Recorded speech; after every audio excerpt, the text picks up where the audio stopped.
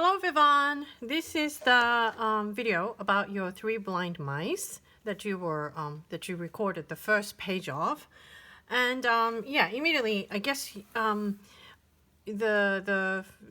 probably thought it sounded weird because your left hand was not playing the correct note. That's what it was. So with this one, let's look at the top of the page of your first page of page 14. It says key signature G major. In this piece, the sharp sign is shown in the key signature. It means all Fs will be sharped. It is in the key of G major. So this is a different key than the last one, the ballet dancer. The ballet dancer was in the key of F major. This one is in the G major, which means that the home note is the G. So your left hand position is already different. Earlier in the ballet dancer, you had your left hand with the thumb on the C. It was that position. For the three blind mice, you have to shift one note up. So if you look at the whole entire song, both two pages, the first page and the second page, your left hand is in charge of playing these four notes, the G, A, B, and C.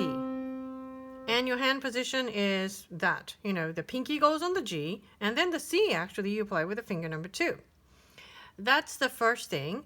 And when you came in with a right hand at the line in the second system, on the bottom line of your page 14, your right hand was correct. You came in at the D.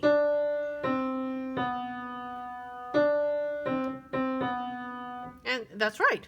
So now let's combine the two. Left hand starts on B with a 3. Right hand comes in with the 3 on the D. Okay, I'll start.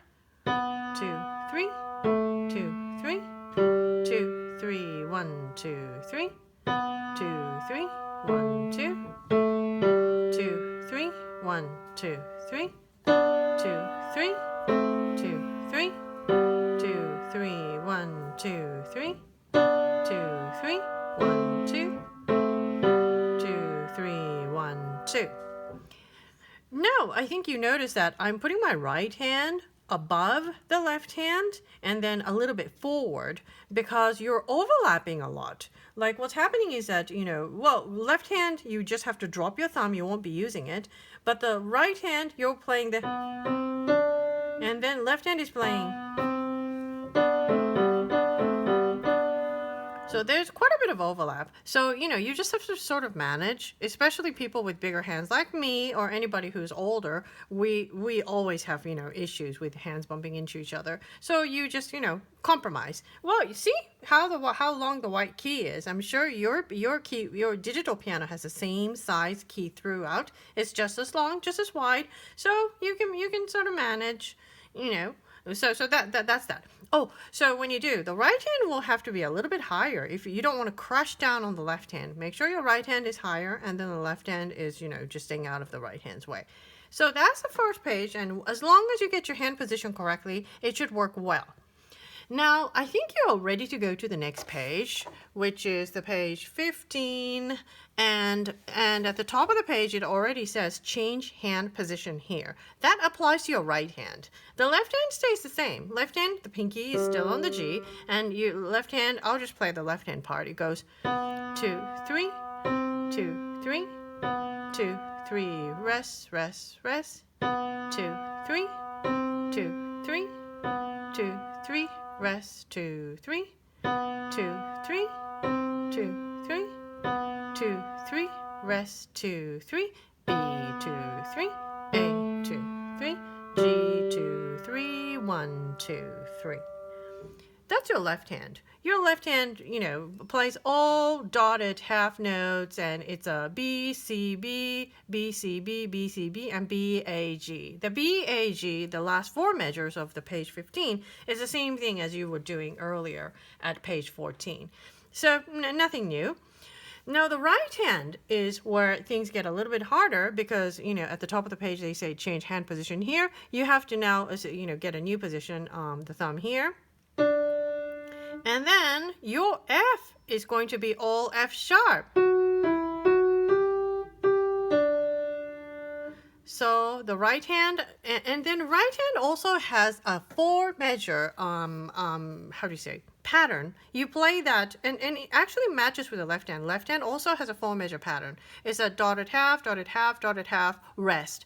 And that those 4 measures is the pattern. For the right hand, the pattern goes like this with the D, the quarter note D at the very beginning of your page 15. It goes 1, 2, 1, 2. That's your pattern. And then you will repeat that 2 more times. Totally, you play 3 times. And then after that is the ending, which is played by pretty much the left hand. You just go, you know. So let me play the page 15 from the beginning, it starts at beat 3. Remember that it's an upbeat. It's like a partial measure, but anyways, it goes 1, 2. 2. 1, 2. Repeat.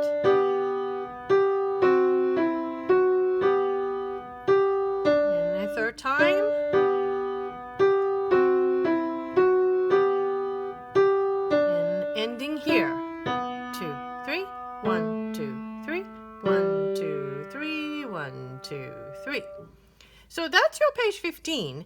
I would definitely recommend you to practice the right hand by itself first until you're really comfortable with the F sharp. 2. 1, 2, 1, 2. And then, you know, and then you'll be able to put the right and the left hand together. You know, the second half is a little bit easier in terms of placing your hands together. Both your thumb will be at the D this time. So it's not the crunched up, you know, hand position as you had earlier on page 14. The second page at page 15, I mean, you know, you have much more space. It's just, you know, you have the new note, the F sharp, which you will just have to, well, I would position so that your middle finger is always on the F sharp, because the black key is one of those things that if you don't position nice and firm, you're not going to be able to reach in time for it, or you're going to slip off of it. So have your right hand ready.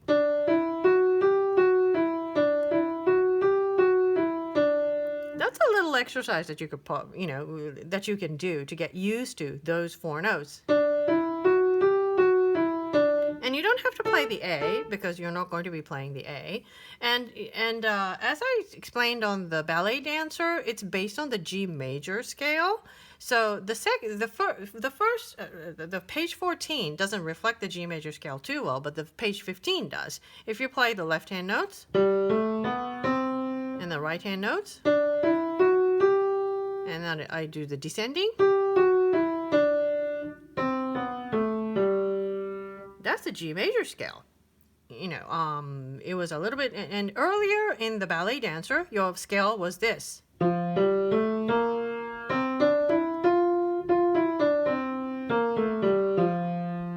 So it's you know, it's a great exercise, and it makes it extra challenging that in the book it is back to back. You play the ballet dancer and then you go to this 3 blind mice. But you know, as long as you know that those are different keys, and that, you know, in one you have the B flat, in the other one you have an F sharp, you're going to do just fine. Just make sure, like I said in the ballet dancer, look at your music before you play. Make sure you know what note you start on, because if you put your finger on the wrong key, you're going to wind up playing something completely different. So yeah, so continue practicing the page 14, and do try page 15. It should that concludes your song, and it's a great little tune. You know, I played the 3 blind mice when I was about 6, I think, also. Was I 6? Maybe I was younger when I started taking piano lessons. So yeah, so do play, and let me see. So after the 3 blind mice, the dancing kangaroo is probably something you could learn yourself too. It's quite simple, but you know, unfortunately, I can't do the accompaniment with you. So well, maybe we do skip the one that requires the accompaniment. if you mastered the three blind mice, do take a look at the follow the leader. That is yet another tricky thing. That's a page 18. This one, you just have to read the note very patiently and make sure you learn each hand before you put them together.